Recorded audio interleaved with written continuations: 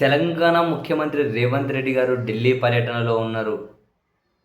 ఆ పర్యటనలో భాగంగా ఆ పార్టీ అగ్రనేత ప్రియాంక గాంధీ గారితో పాటు కాంగ్రెస్ అధినేత మల్లికార్జున్ ఖార్గే గారిని కలవడం కోసం రేవంత్ రెడ్డి గారు పార్లమెంట్లోకి వెళ్ళారు. అయితే రేవంత్ రెడ్డి గారికి వైఎస్ఆర్ కాంగ్రెస్ పార్టీకి చెందిన మాజీ మంత్రి ఆర్కే రోజా గారు ఎదురుపడ్డారు పార్లమెంట్ లాబీలలో.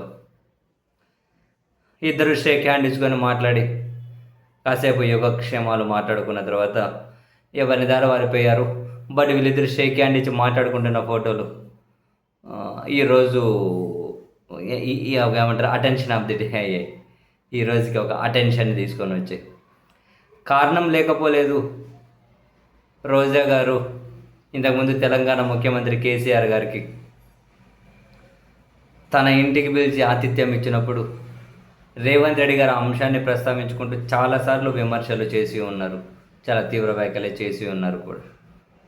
సో ఇద్దరు ఇంతకుముందు తెలుగుదేశం పార్టీలో ఉండేవాళ్ళు అనుకోండి, రోజా గారు రేవంత్ రెడ్డి గారు. ఇప్పుడు ఇద్దరు వేరు వేరు పార్టీల్లో ఉన్నా కూడా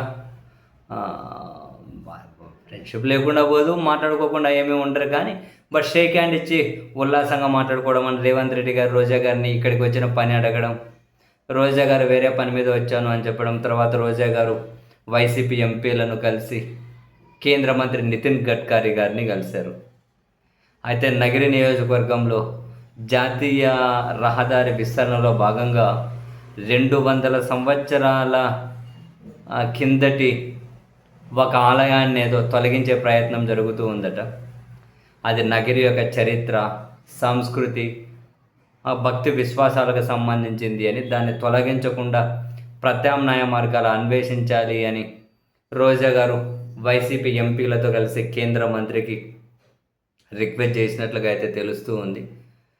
అండ్ పుత్తూరు దగ్గర జాతీయ రహదారి పనులు చాలా మెల్లగా జరుగుతూ ఉండేసరికి అది ప్రజల భద్రతకి ప్రమాదం వాటిల్లుతోంది, చాలా ప్రమాదాలు జరుగుతూ ఉన్నాయి. సో ఈ మేరకు మొత్తం మీదైతే తన నియోజకవర్గంలో కొన్ని అంశాలను నితిన్ గడ్కరీ గారి దృష్టికి తీసుకెళ్లడం కోసం రోజా గారు వెళ్ళారు. అదే సమయంలో తెలంగాణ ముఖ్యమంత్రి గారు కూడా కలవడం, ఇద్దరు ఉల్లాసంగా మాట్లాడుకున్న ఫోటోలు మొత్తం మీద అయితే మీడియాకు ఒక అటెన్షన్ అయితే తీసుకొని వచ్చాయి.